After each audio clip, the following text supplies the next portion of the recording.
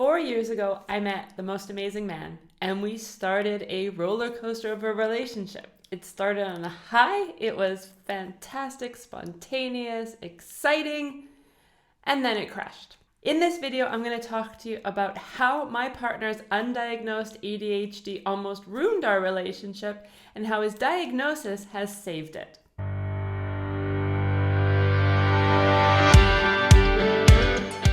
My name is Kelly Brandley. I'm a dating and relationship coach, and I also am an ADHD expert. I have a son with ADHD, a stepson, and now a partner who got diagnosed with ADHD at the age of 46. My life is filled with people who have this neurodevelopmental disorder, and it does create challenges, but it also creates a lot of amazing sides as well. In this video, I'm going to share with you how learning about his undiagnosed ADHD helped to save our relationship. Our relationship started 4 years ago. And at the beginning, it was amazing. He was fully focused on me. His attention, everything seemed to be directed towards me. I got flowers, thoughtful little gifts. He was very attentive. I had never experienced this before. And things went along quite well for the first few years. We lived apart, we had our own homes, and we saw each other regularly, but we had periods of time where we weren't together. He's a very involved father who has 50% custody of his son. And so 3 days of the week, he was at home with his son, and the other 4 days of the week we were spending together. So while I did see the occasional little sign popping up, some things like, getting frustrated really easy, or perhaps what I considered overreacting to a situation, things didn't really escalate in those early years. It wasn't until we moved in together and started spending 24/7 together. We also work together. That's his office right there. We spend a lot of time together now. And that's when things started to really go off the rails. So if you're not familiar with ADHD, it stands for Attention Deficit Hyperactivity Disorder.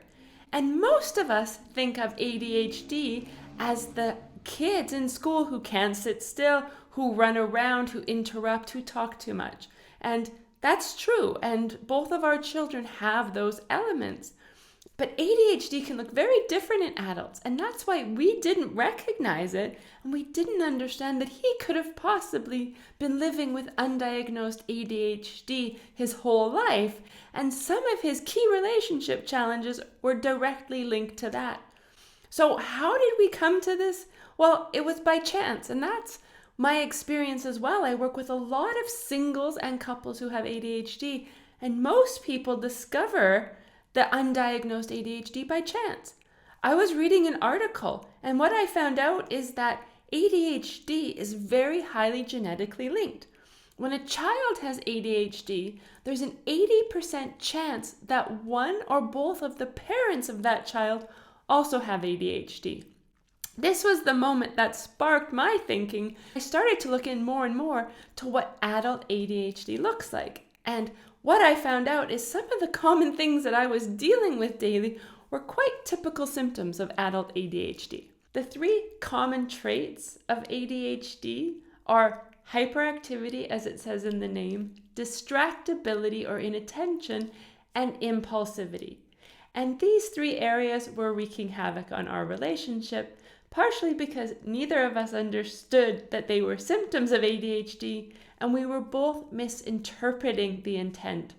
So the forgetfulness, the repeatedly asking things, the "I've told you this many times, why can't you remember?"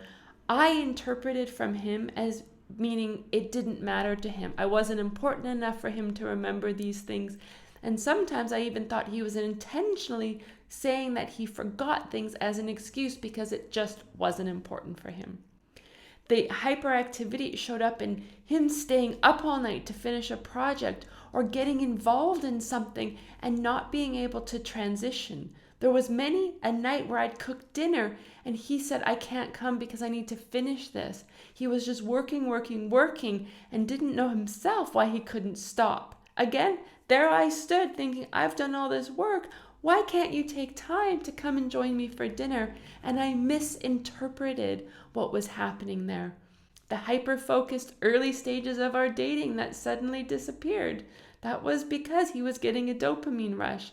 And it stopped, not because he stopped loving me or caring about me, but simply because he wasn't getting the stimulation as he had at the beginning, and he needed to focus on something else that was more stimulating in that moment. And finally, impulsivity showed up in many ways, from blurting out thoughts before he'd consider whether they were appropriate or not. He would often say, "Did I think that, or did I say it?" Because himself, he was shocked that something might have come out of his mouth before it went through some kind of filter, which he knew was socially acceptable. The other thing is starting projects, late at night, because there was this impulse of, oh, I have a great idea.